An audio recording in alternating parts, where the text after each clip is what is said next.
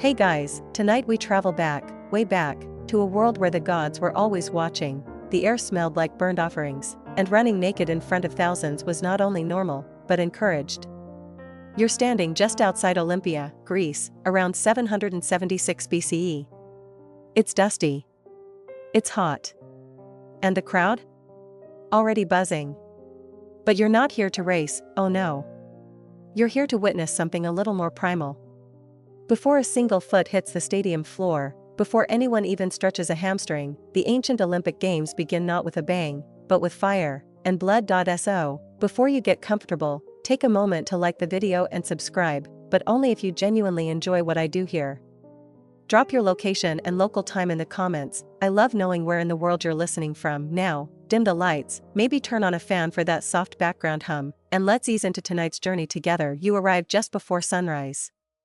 The sky is that cool, pre-dawn gray blue, and yet fires already burn. Sacred ones. At the center of Olympia stands the altar of Hestia, goddess of the hearth. Her flame never goes out, literally. It's tended year-round by the Prytaneus, the city's sacred caretakers.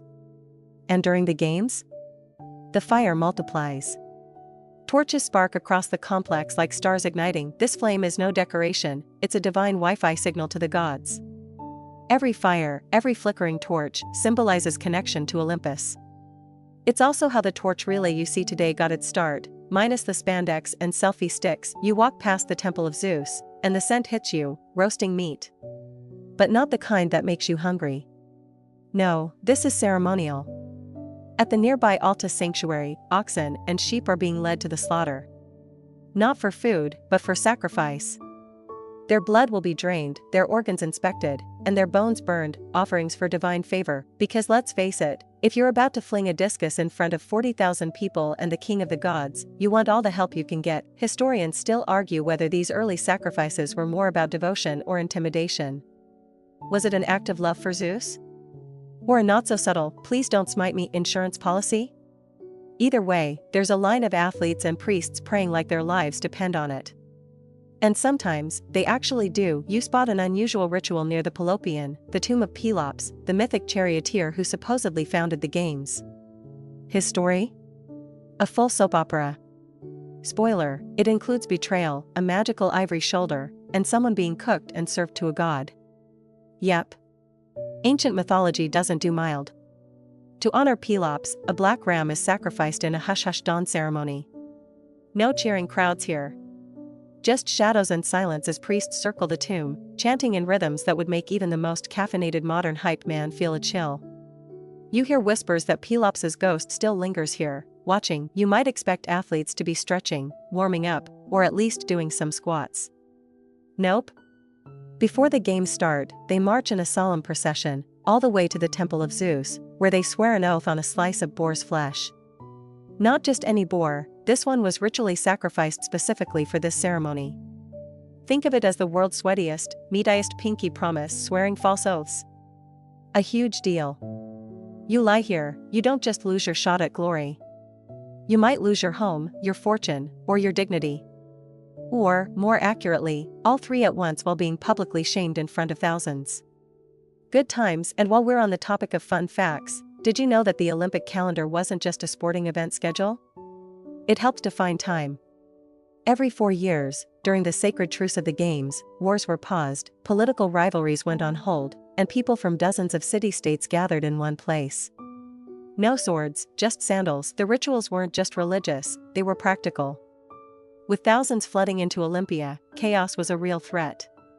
Sacrifices? They suit the gods and, symbolically, the humans. The torch relay? It signaled unity. And the oath?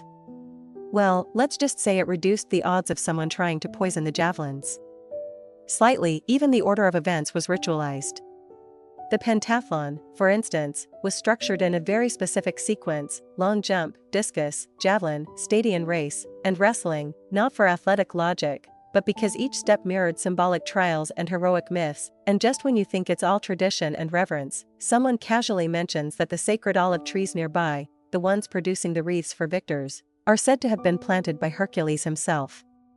No pressure. A fringe theory even claims that early Olympic rituals were co-opted from older, pre-Greek fertility festivals.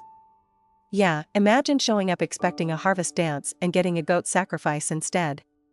Surprise, still, beneath all the smoke and pageantry, the rituals worked. They transformed the games from a glorified gym class into a cosmic event. The flames, the sacrifices, the chants, they weren't fluff. They were threads tying humans to gods, earth to Olympus, and mortals to legend. You take one last look at the smoking altars, the slow procession of competitors, and the ever-burning fire of Hestia. You feel it, that quiet intensity before something momentous. The air buzzes, not with electricity, but with belief.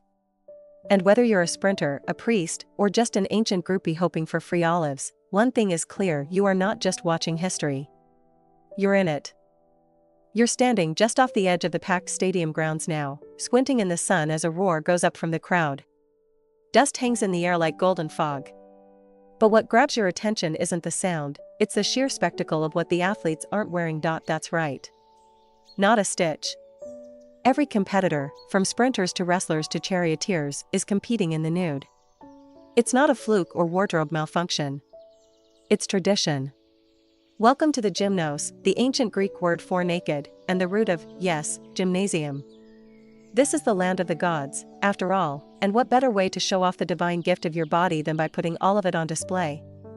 With a healthy coating of olive oil, of course. You wouldn't want your muscles to dry out under that merciless Mediterranean sun. Not to mention, it makes for an excellent dust-trapping lubricant during a good old-fashioned wrestling match. Now, before you make a joke about ancient spray tans, know this: these oiled, gleaming bodies weren't just about vanity. They were a cultural statement. To be fit, strong, and symmetrical was to honor the gods. You weren't just working out, you were engaging in a sacred act. A kind of sweaty, grunting prayer. Historians still argue whether the nudity was originally about modesty in motion, or simply practicality. One legend claims it all started when a runner's loincloth slipped mid-race, causing a fatal trip, and from that point on, it was birthday suits for everyone. Whether that's true or just ancient locker room gossip, no one really knows. You wander past a training area, the palestra, where athletes prepare. They're covered in dust and oil, grunting and grappling, performing movements that blur the line between sport and choreography. Slaves nearby carry containers of strigil, curved bronze tools used to scrape off sweat and oil after training. It's less spa day, more exfoliation by blade, and yes, there's a certain awkwardness to seeing a lineup of naked long jumpers practicing with dumbbells, called halteres, in their hands. But after a while, the nudity fades into the background. What you notice more is the way these athletes move, controlled, focused, like warriors performing for Olympus. You hear the cheers rise again as a new event begins, the Stadion Race, a sprint the length of the stadium, about 192 meters. Just a straight dash, no turns, no fancy rules. Pure human speed.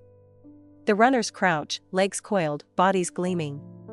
And then they're off, kicking up dirt, muscles rippling, faces locked in intensity. There's something mesmerizing about it.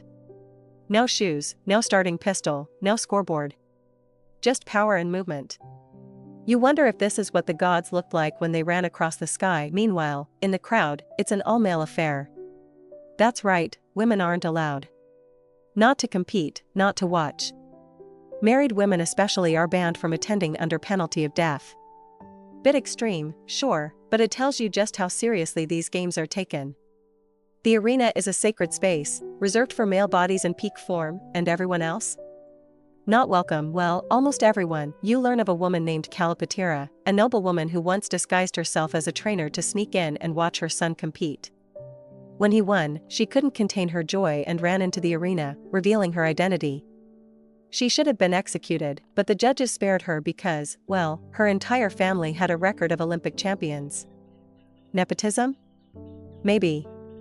But also, a tiny feminist win. You also catch whispers about a parallel event, the Heraean Games, held separately for women, in honor of the goddess Hera.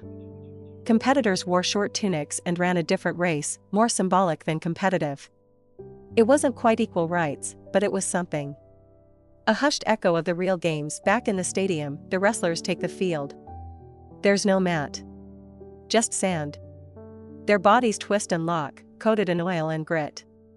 The goal? Force your opponent to touch the ground with shoulder, back, or hip 3 times. Simple, brutal, effective. And if you're wondering how that works with no clothes, well, let's just say there's a reason this section isn't on daytime TV. The crowd loves it. Every throw is met with gasps and applause. This isn't just physical competition, it's theater. The sweat, the strain, the bare-knuckled elegance of it all. And somewhere in the middle of this very muscular spectacle, you realize something surprising: the nudity isn't sexualized. It's revered. Idolized. These bodies are living sculptures. Think more Michelangelo, less OnlyFans. Still, a quirky tidbit: some athletes wore kynodesm, a leather string used to tie up the, unrulier parts of male anatomy. Why? To keep things tucked and tidy, especially during jumping and running. Imagine explaining that to your gym coach. As the sun climbs higher, the heat becomes brutal. Athletes shimmer with sweat and oil, their feet toughened from years of barefoot training. The smell of crushed herbs, warm sand, and human effort thickens the air. You take it all in: the shouting trainers, the chanting crowds, the intensity, the celebration of the body in motion, and as ridiculous as it might sound to a modern viewer, you get it. The nudity, the oil, the sacred competition, it's all a form of reverence. A way of saying, look what the gods made. Now let's see which version runs faster. You step back, your feet dusty, your mind whirling. In a world where performance and piety blend seamlessly, every race is a ritual, every athlete a temporary deity. And as another victor is crowned with an olive wreath, you realize something else: close? Overrated. You wander away from the stadium, the roar of the crowd dimming behind you, and it hits you: where are all the women? You've seen priests, athletes, judges, spectators, all men. A few boys, sure. But not a single woman in sight. Not even peeking around a pillar. That's not an accident. The Olympic Games are a men-only zone, and it's not just about who's competing. It's about who's allowed to look. As the rules go, no married women are permitted anywhere near the games. Unmarried girls? Technically allowed to watch from a distant hill. But don't expect a good seat. You ask a local why. He gives you the look people give when explaining gravity to a toddler. It's sacred, he says. The games honor Zeus, the father of gods. They're for warriors and men. Not housewives. Right. Super fair. The consequences for breaking that rule? Oh, just a death penalty. According to lore, any married woman caught in the audience was to be thrown off Mount Typeum. That's not a slap on the wrist, that's a full-on gravity-assisted exit, which brings us to a wild little historical footnote. A woman named Calipatira, yep, the one you met earlier, snuck into the stadium disguised as a male trainer so she could watch her son compete. When he won, she lost her cool, ran into the arena, and, well, her disguise gave way. Cue scandal. But instead of tossing her off a cliff, the judges let her go. Why? Her family had an Olympic legacy: her father, brothers, nephews, and now her son were all champions. Apparently, generational athleticism gets you a pardon. Good to know. Still, after her stunt, trainers were required to attend naked, too. Just to prove they weren't hiding anything under their robes. Seriously. One woman sneaks in and now everyone has to go full birthday suit? You've got to admire the ancient overcorrection. But not all women were banished from the games. Not entirely. Just a short jog away from the male-dominated Olympia was a different event, held in quiet reverence: the Heraean Games. These were foot races dedicated to Hera, queen of the gods and long-suffering wife of Zeus, who, let's be honest, probably needed his own courtroom drama. Young, unmarried girls competed in the Heraean Games, barefoot, hair loose, in short chitons that ended just above the knee. Scandalous, by ancient standards. The race was shorter than the men's events, and the stakes weren't olive wreaths or eternal glory. Still, the victors were honored with the chance to dedicate statues to Hera and feast at the temple. It was quiet. Respectful. Almost secretive. No trumpets. No rowdy spectators. But it was theirs. In a world where women were usually seen and not heard, if seen at all, this sacred race gave them something more: visibility, at least to the gods. Historians still argue whether the Heraean Games were truly parallel in origin or invented centuries later as a symbolic concession. Were they a genuine counterpart, or just a polite afterthought? The evidence is murky, and honestly, the lack of surviving records might say more than the presence of any. You imagine these girls, toes pressed to the line, wind tugging at their tunics. No oil. No crowds. Just the sound of bare feet slapping packed earth as they raced, not for applause, but for honor. For Hera.in some versions of the tradition, 16 women from Elis were chosen to organize the Heraean Games and weave a sacred robe for Hera. These women, married, older, wise, were allowed to cross into the sacred grounds of Olympia. They had a different kind of power, not flashy, but deeply rooted in tradition. Think of them as ancient event planners with divine access. You start to see the tension everywhere. The games weren't just about athletics, they were a stage for social control. Men competed, women wove. Men paraded oiled physiques before thunderous crowds. Women offered quiet prayers and watched from shadows, if they were lucky. But of course, life has a funny way of leaking through the cracks. You hear stories of mothers who trained their sons in secret, of priestesses who claimed visions of the gods predicting winners, of women who watched from mountain paths with nothing but a wish and a borrowed spyglass. Okay, no actual spyglasses, but still. One story, half-whispered, tells of a priestess who, disguised as a peddler, carved the names of her 4 sons into an olive tree beside the stadium. Each had won a different event. She was never caught. Maybe it's a myth. Maybe not. But in a world built to exclude her, she found a way to leave a mark. A fringe theory even proposes that the earliest Olympic rituals included female participants, possibly as priestesses or dancers in fertility rites before the sporting events evolved. Some scholars point to pre-Dorian religious festivals where women played central roles. But those traditions were swallowed up by the more patriarchal structures of later Greece, and so here you are, surrounded by marble statues of muscle-bound men, in a space where female presence is mostly myth, mistake, or mirage. And yet, you feel it. The quiet pressure of those who were pushed to the margins but never fully disappeared. You head back toward the heart of Olympia, the midday sun hanging heavy overhead. The crowd surges again, and you're pulled along by the tide of men shouting, betting, boasting. But somewhere, between the chants and the sun glare and the golden dust, you imagine a hidden path leading away from the stadium, and down that path? A different kind of race. A different kind of glory.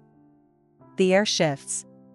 You notice it, not in temperature, but in tension. A quiet alertness pulses through Olympia as the day edges forward. Athletes continue their routines, spectators cheer and feast, and somewhere in the background, a horn sounds long and low. This, you're told, is the moment when even war stops. You glance around. It's hard to imagine this dusty, noisy festival as anything but peaceful, but the Olympic Games didn't happen in a vacuum. They happened in a world where Greek city-states were constantly at each other's throats. Sparta hated Athens. Corinth scowled at Thebes. And honestly, if a goat sneezed too loud, someone probably declared a blood feud over it. Yet, every 4 years, the impossible happened. They all put down their weapons. Temporarily, this sacred ceasefire was called the Ekakyria, the Olympic truce. It wasn't just a handshake agreement. It was proclaimed by heralds, called spondophoroi, who traveled to every major polis, announcing the upcoming games and reminding everyone to chill out. No warfare, no ambushes, no surprise poisonings in the night. Not during the Olympics. Historians still argue whether the truce was religiously enforced or simply a practical strategy to avoid bloody PR disasters during major events. Was it truly sacred? Or just convenient? Either way, breaking it was a very bad idea. You hear about one infamous offender, the Spartans, of course.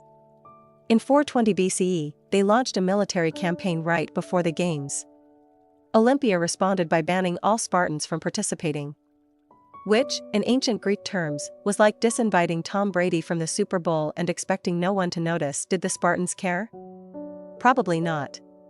But the statement was clear: violate the truce, and you risk shame, exile, and being the historical equivalent of a dinner party ruiner. You make your way toward the Bouleuterion, the council house, where athletes have gathered for the oath ceremony. They're not just swearing loyalty to Zeus, they're swearing to uphold the peace, obey the rules, and not stab anyone in the back. Literally or figuratively, the priest steps forward, slicing the boar sacrifice ceremonially, the scent of blood mixing with incense. One by one, the athletes press their hands to the sacred meat, repeating the ancient words like students reciting a terrifying school pledge. It's not just about competing, it's about being worthy. Of your city, your gods, your enemies who didn't stab you on the road to Olympia. Still, not everyone behaves. You hear tales of accidental brawls breaking out en route to the games, mostly involving angry cousins, wine, and unresolved political grudges. But once inside Olympia, the truce is fiercely upheld. Violators are fined, shamed, or even disqualified. If you're lucky, that is, some speculate that the altar of Zeus, the giant one, built from the ash of hundreds of sacrificial offerings, served another purpose, a constant, smoldering reminder of divine consequence. You don't break rules in front of a fire that's been burning for generations. That's just asking for thunderbolts, but the truce wasn't only about not fighting, it was about bringing people together. You see athletes from distant colonies, Syracuse, Rhodes, Cyrene, all converging here, some of them having traveled months across mountains and seas. Their languages are different. Their gods might even wear different faces. But here? They're competitors, equals, and, just for a few days, part of the same story. And let's be honest, the truce also helped the economy. With thousands pouring into the region, Olympia turned into an ancient Coachella, minus the flower crowns, plus a lot more liver. Merchants hawk food, wine, sandals, and souvenirs. Poets perform. Philosophers lecture to half-interested crowds. Priests do brisk business and blessings. The games weren't just about athletics, they were the spiritual and cultural glue of a fractious land. One fringe theory suggests the truce was originally tied to an ancient harvest calendar, not war at all. A time to reset, gather, and give thanks, not unlike Thanksgiving with fewer casseroles and more discus throws. But once the tradition merged with competitive sport, the no-war rule became, let's say, legally binding. As you wander the shaded walkways, past vendors and artists and parents scolding sticky-fingered kids, it hits you, this entire event, its rituals, its rules, its strange olive-fueled code of ethics, functions because people believe in the idea of peace, even if it's temporary. That, somehow, is sacred enough, and the games enforce this idea with more than just threats. Athletes who came from recently warring states are deliberately placed together in training areas and lodging, partly as a test, partly as a message. You may have burned each other's vineyards last spring, but this week? You spot each other in the wrestling circle and try not to snap a limb in angered. It works. Most of the time, there are rumors, of course, coaches trading barbed words, or a javelin thrown a little too close to someone's cousin. But overall, the games keep the peace, like a giant, sacred timeout where everyone collectively agrees not to be the villain. You end the day at the temple steps, the sky bruising purple above the columns. You watch athletes sharing food, washing together in the river, trading stories in a patchwork of dialects. No swords. No grudges, just for now, and as night falls and the torches flicker to life, you realize something rare has been achieved, not just a ceasefire, but a pause in the chaos of the world, bound by shared belief, roasted boars, and maybe a tiny bit of social pressure. You wonder what it would take for modern humans to stop our own battles every 4 years, if we even could. Then again, maybe the ancients weren't so different. They just had better olive oil. Morning returns to Olympia, but it doesn't arrive gently. Trumpets blare, hoofs clatter in the distance, and the crowd surges in like it's the final round of a celebrity cooking show. If the food were hubris and reputations were regularly torched, because today, you're about to witness what happens when athletes break the rules. Spoiler, it involves statues of shame and the wrath of Zeus himself. The games might appear all glory and glistening muscles, but dig a little deeper and you'll find a world of whispered bribery, secret deals, and some truly creative ancient cheating. Turns out, wherever there's competition, there's always someone ready to bend the rules until they snap like a javelin over someone's knee. You begin your day walking through the Zanes, bronze statues of Zeus lining the pathway to the stadium. But these aren't your usual divine fan art. These statues were funded by fines levied on athletes who cheated. Each base is engraved with the disgraced name of the offender and the reason for their downfall. Yep. Imagine messing up so badly that someone makes a life-sized statue of your worst moment, places it where everyone has to walk by, and labels it with cheater in bronze forever. Ancient cancel culture, folks, no hashtags required. You pass one with an inscription that tells the story of a boxer who bribed his opponent to throw the match. Another belongs to a charioteer who used horses from a banned region. One statue allegedly marks an athlete who faked his city-state citizenship to sneak into the games. Bold move. Didn't end well, and here's the kicker. These Zanes were placed right at the entrance to the stadium, where athletes passed them before competing. Just a little reminder from Zeus, mess with the games, and I will smite you. Or at least immortalize your worst moment in metal. Historians still argue whether these public shaming rituals actually worked as deterrents, or if they were just a flashy way to channel collective outrage. Some suspect that behind the bronze scales was an elite-driven push to keep the games pure, or at least to punish those without the right connections. You get the feeling there were two sets of rules, one for common athletes, and another for aristocrats with divine ancestors and persuasive wallets. Of course, doping wasn't unheard of, even in the olive wreath days of yore. No syringes or protein shakes, but athletes were known to eat exotic diets, like raw animal hearts, hallucinogenic herbs, or secret meat and honey blends, meant to boost performance. Think ancient pre-workout, minus the FDA approval. There's even a tale of a wrestler who rubbed narcotic ointment into his skin before a match. His opponent slipped on his greased limbs like a marble staircase, and the oily champion walked away with a wreath and a suspicious grin. You wander over to where judges, or Hellenodikai, sit beneath shaded canopies. They look noble, dressed in flowing robes and armed with switches made from willow branches. Those aren't just for show. If an athlete steps out of line, cheats, argues, or even performs badly enough to be accused of laziness, they get a public lashing. Yes, really. Performance-enhancing shame by way of controlled violence. Effective? Maybe. Humiliating? Definitely, but not all infractions are intentional. There's a story passed around about a long jumper who accidentally landed outside the pit and into a judge. That earned him a fine and a broken nose, his own. Or the foot racer who tripped, causing a domino-style pileup, and was then accused of sabotage. You know, just typical sports day drama, 776 BCE edition. Still, the games had moments of real honor, too. You hear about a chariot race where a nobleman's driver fell mid-lap. The nobleman could have claimed victory anyway, it was his team, after all, but he refused. Said it wasn't a true win if it came from another man's injury. The crowd gave him a standing ovation. Well, a standing amphitheater murmur, but close enough. Then again, there was also Alcibiades, a flashy Athenian general who entered 7 chariots in one race. Not to win, just to own the field. He came in first, second, and fourth. Total overkill. But no rules were broken, just heavily leaned on. A fringe theory suggests that some elite athletes even paid off or seduced priests to get favorable omens before events.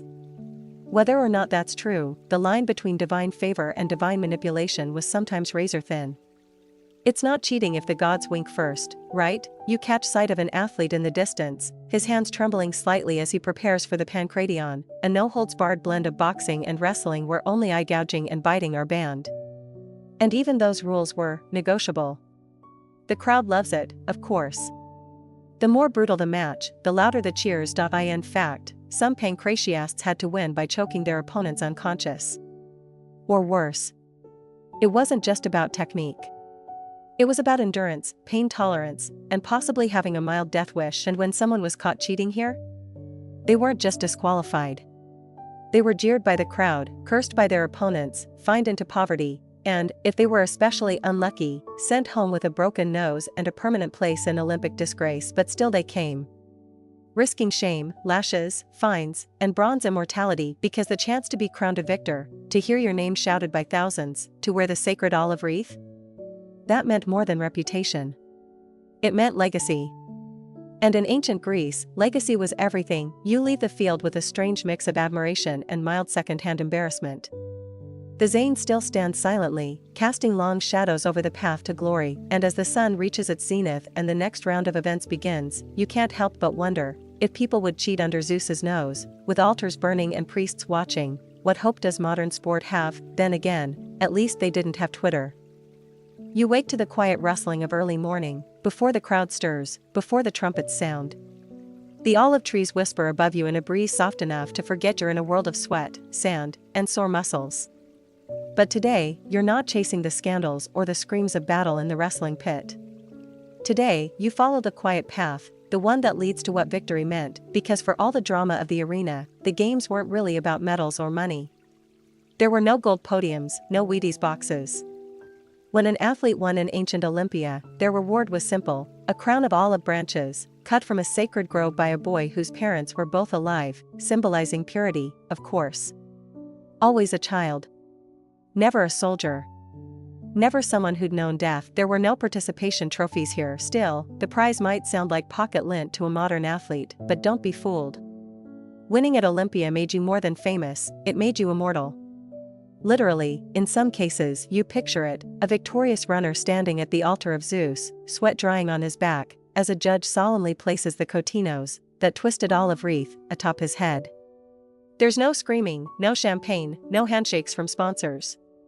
Just a moment of sacred silence, because the gods are watching, and the crowd knows this man has done something nearly divine. Then the silence shatters into cheers. Victors return home as heroes. City-states throw parades. Some tear down part of their city walls to let the athlete walk through, because, they say, a city with such a champion needs no defense. Others carve statues or compose victory poems.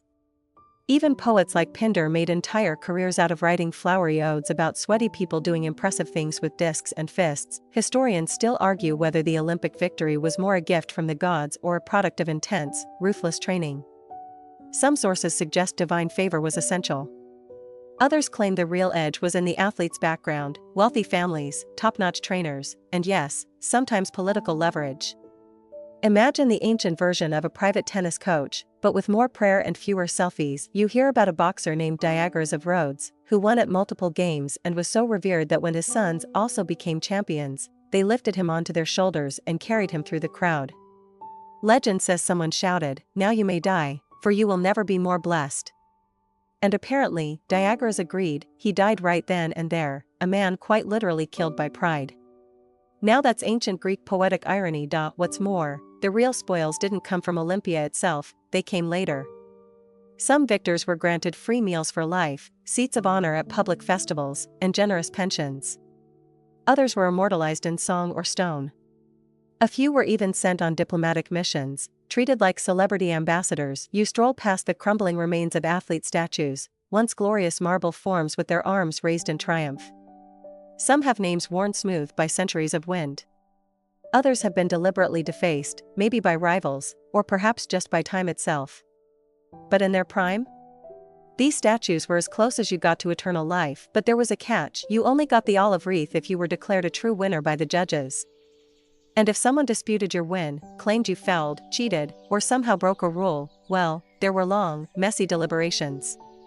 Witnesses called. Sacred records consulted. If your wreath was taken back? Let's just say that statue commission got cancelled fast. There's even a lesser-known tale about a runner who won by a hair's breadth and, years later, was accused of bribing the starter. His wreath was stripped, his name erased from the official lists, and his city-state was fined. Did he actually cheat? Or did politics catch up with him? No one can say for sure. But you get the feeling ancient athletes had more than sore muscles keeping them up at night. For those who did retain their titles, the afterglow could last a lifetime. Victors became part of their city's identity. Their names echoed in chants and prayers. Their images painted on urns, their victories recited at feasts. They were folded into the myth of the place, half man, half legend. A quirky tidbit? Some athletes, especially those in lesser-known events, would commission victory coins with their faces on them. Nothing official, more like ancient flexing. Remember me?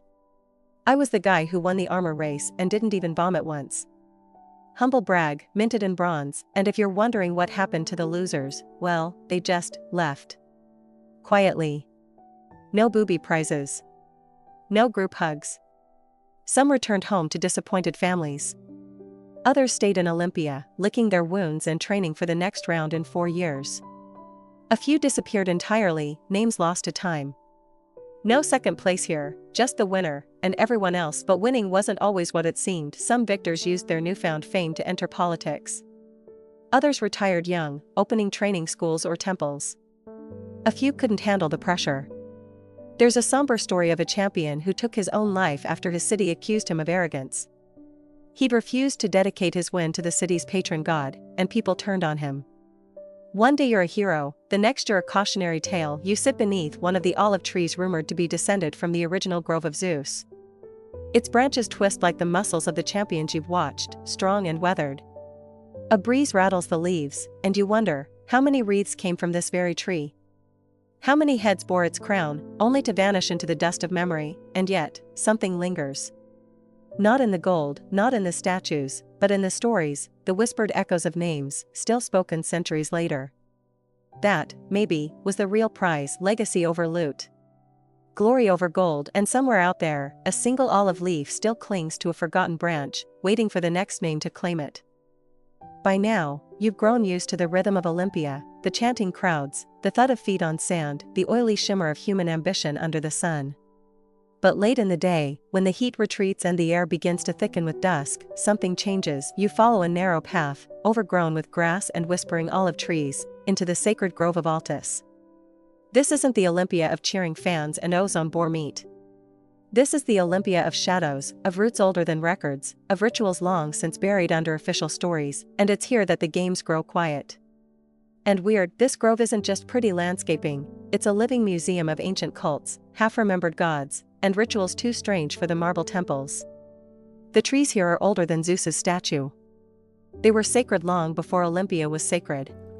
Before even the idea of Olympics existed. One gnarled tree, half dead and bent like a wizened priest, marks the supposed burial site of Pelops, the legendary founder of the games.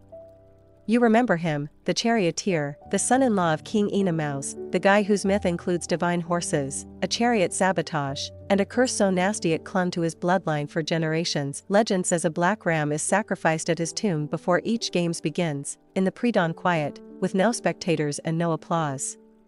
Only the priests attend, hooded, silent, efficient. You try to imagine them moving like shadows among the trunks, murmuring words too old for most to understand. It's not for show. It's not even really for the gods. It's for Pelops. Just in case he's still watching, historians still argue whether Pelops was an actual person or just mythic set dressing. Some claim his tomb was symbolic, like a monument to the idea of origin. Others argue it was real, and older than Olympia itself, perhaps the repurposed grave of a forgotten hero, given new meaning by clever priests. Regardless, people fear it. Locals claim the grove is haunted, by the spirit of Pelops or by the remnants of rituals older than Greek religion itself. One traveler swears he saw a boy in white robes walk into the trees and never come out. Another claims that animals won't cross a certain patch of soil near the altar. You pause, and suddenly the air does feel still. As if the grove is holding its breath. Then there's the well of Gaia, hidden near the edge of the sanctuary. Dry now, it once supplied water for the earliest rites to Mother Earth, before Zeus, before Hera, before the pantheon moved in and declared the space theirs.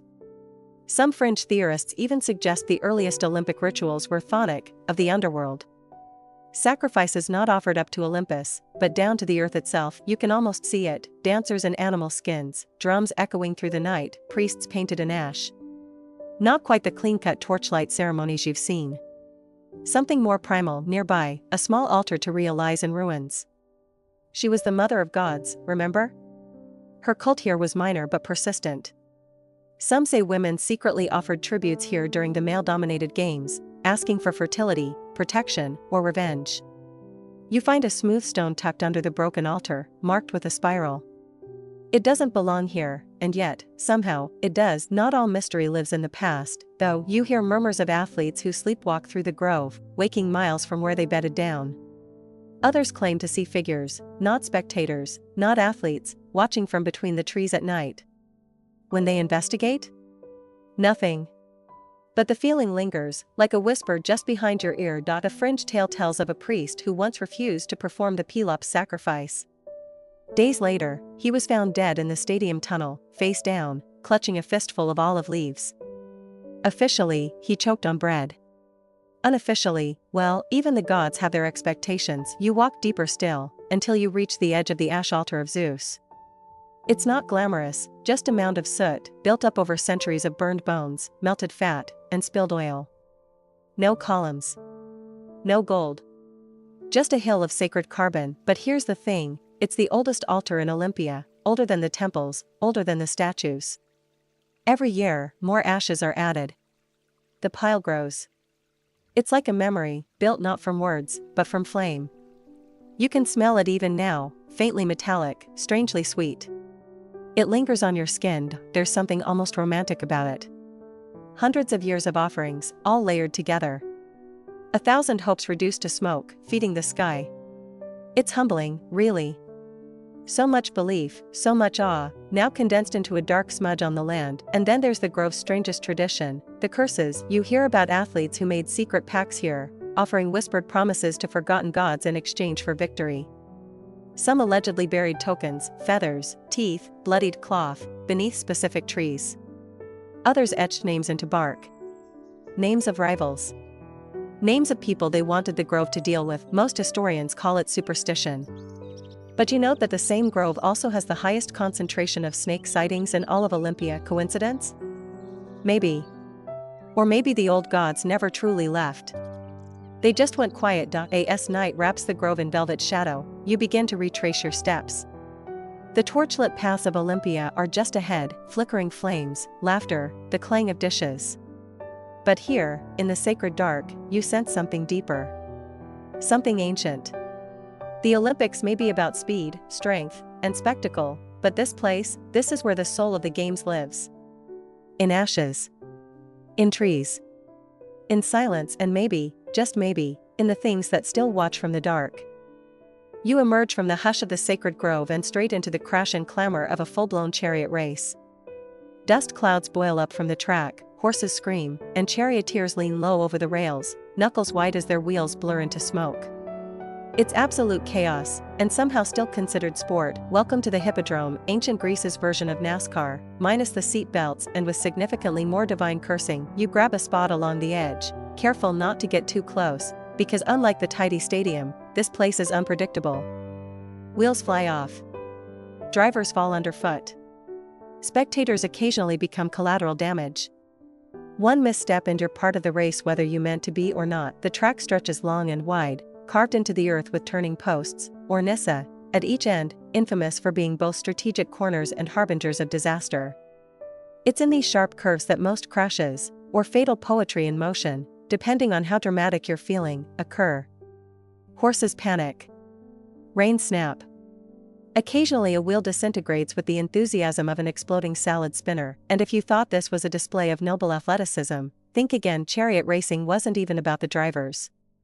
The actual competitors, the names recorded in Olympic history, were usually the owners. Wealthy aristocrats, kings, even queens. They didn't drive. They hired drivers.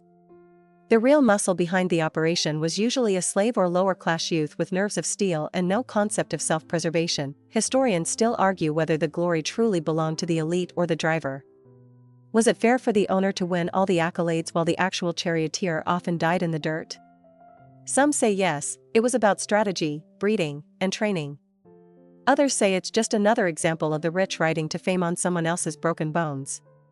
Sound familiar? You hear the crowd shout as a team from Sparta takes the lead, for black horses, foam flying from their mouths, hoofs pounding like war drums. The driver lashes them forward, eyes fixed, muscles locked. He rounds the far Nyssa perfectly, barely missing a wrecked chariot smoldering in the sand, and then, on the next lap, a team from Argos clips the post. The chariot spins, one wheel catching midair, the whole frame flipping like a thrown toy. Horse limbs tangle. The driver disappears beneath the wreck, and a wave of dust and gasps ripples through the crowd. Nearby gamblers tear up bet scrolls and groan. Somewhere, a priest mutters a prayer. The race thunders on, and yet, this is what they came for. A quirky tidbit: unlike most Olympic events, women could win in chariot racing, if they owned the horses. That's how Caniska of Sparta made history in 396 BCE, becoming the first woman to win at the Olympic Games. She never touched the reins. She didn't have to. Her horses ran. Her name went down in legend. You have to wonder if the judges gritted their teeth when they carved her victory into stone. Another noblewoman, Ballistish, followed in her tracks, winning both 2-horse and 4-horse races.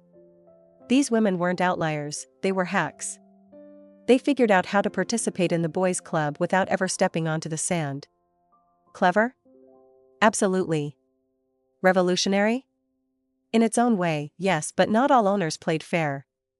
Rumors swirl about kings who sent enchanted horses, allegedly bred with divine speed. Others supposedly sabotaged rival teams, poisoned feed, tampered wheels, even bribed starting judges. One especially shady story tells of a driver who carried a dagger in his tunic, just in case. Then there were the horses. These weren't your average riding ponies. They were trained to run until collapse, to ignore injury, pain, and fire.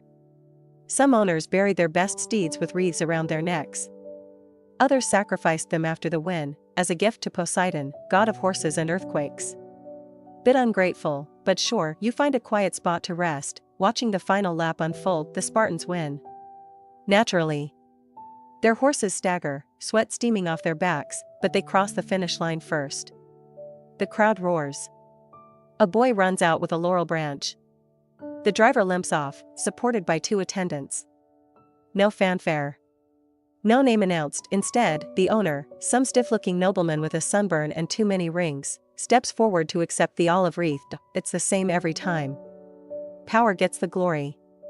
Labor gets the bruises, but even here, there's a strange democracy. On the track, blood doesn't care about your birthright. A runaway horse will trample a king's chariot just as easily as a peasant's. And sometimes, rarely, a charioteer becomes a hero. You hear about one, a driver named Grillos, who saved not just his team, but several others during a massive crash. He pulled injured drivers to safety, calmed panicked horses, and was later awarded a statue, not as a servant, but as a man. An exception, yes. But a powerful one. You rise as the crowds disperse, the sun bleeding into the hills. The track is littered with broken wood, leather straps, hoofprints, and the occasional stray sandal. It's quiet now, but the ghosts of crashes past still cling to the air, and as you walk the edge of the hippodrome, careful not to trip over a splintered axle, you realize something: the Olympics weren't just about the beauty of the body, or the glory of victory. They were also about risk. The sheer, stupid bravery of humans hurtling through dust on wooden wheels behind animals twice their size, just for the chance to wear a crown of leaves. And whether you were a god, a noble, or a nameless driver with dirt in your teeth, if your chariot flipped, the ground hit you the same. You sleep hard after the chariot race, because honestly, watching ancient horsepower in full chaos mode takes its toll. But before dawn, you're awakened by the faint toll of a bell, the low drone of chanting, and the unmistakable smell of roasting meat. Welcome to the final day of the games. And no, it doesn't end with medals or mic drops. It ends in sacrifice, grand, slow, smoky, and a feast so epic it makes modern barbecues look like toddler snack time. You step into the altar, the sacred enclosure, and already the space is buzzing. Not with crowds or cheers, but with priests, acolytes, and animals. Lots of animals. Mostly bulls. Big ones. Their eyes roll as they're led forward, decorated with garlands, their hoofs clicking like distant drums. Today is the hecatomb, literally, 100 oxen sacrificed to Zeus in honor of the game's conclusion. Some sources say it was precisely 100. Others suggest hecatomb just meant a lot, like saying a ton of cookies, and meaning at least 7.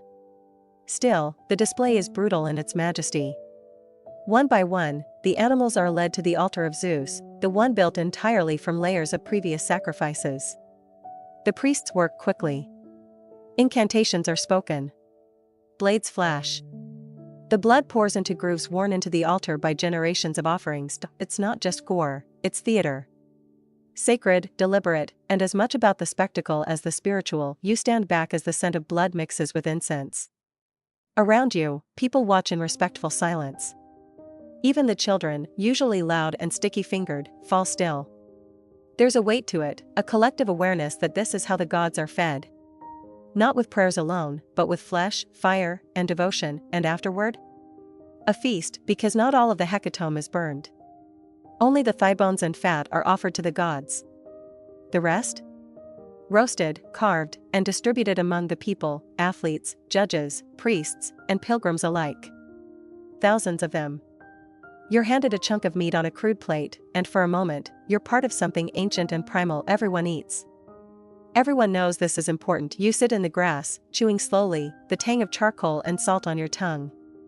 Laughter ripples through the crowd, wine is poured, and stories are already being told, the games retold in different versions, exaggerated in the way only people with full bellies and loose tongues can manage. Someone claims they saw an athlete float during the long jump. Another says a discus was thrown into a tree by accident, still stuck there. You don't even question it. The myths are already growing roots. Historians still argue whether the Olympic sacrifices were truly religious or more a form of social glue, a way to bring diverse Greek city-states together through shared ritual. Were they appeasing Zeus?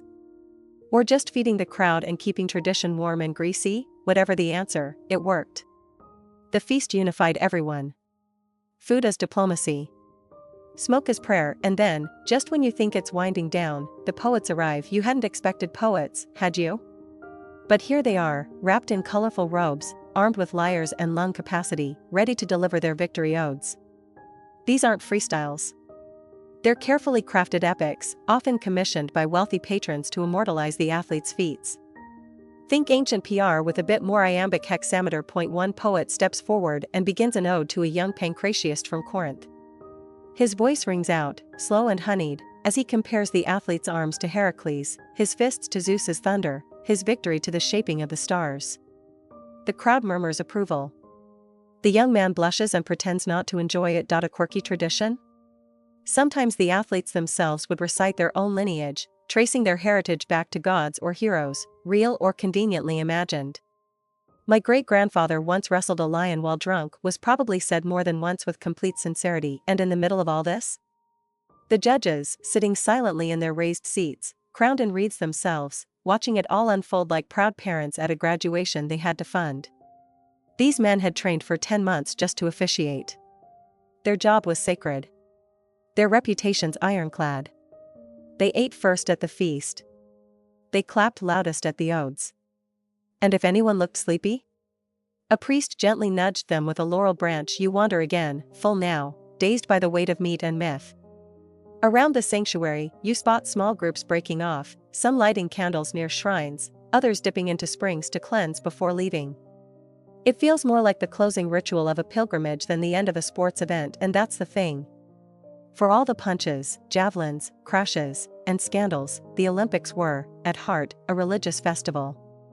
Every sweat drop, every broken bone, every laurel wreath and sacrifice, it all fed something bigger. Something spiritual. Even the victors knew that their glory came through the gods. To win and not give thanks would be suicidal, honestly.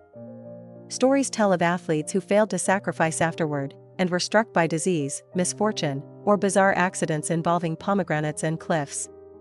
Okay, that last part's probably exaggerated. But maybe not.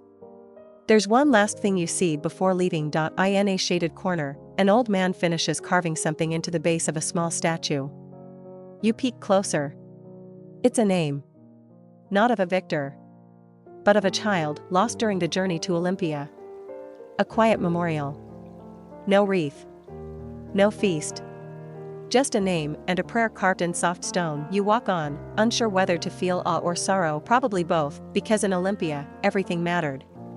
Every win, every loss, every sacrifice and silence. The gods watched. The people remembered.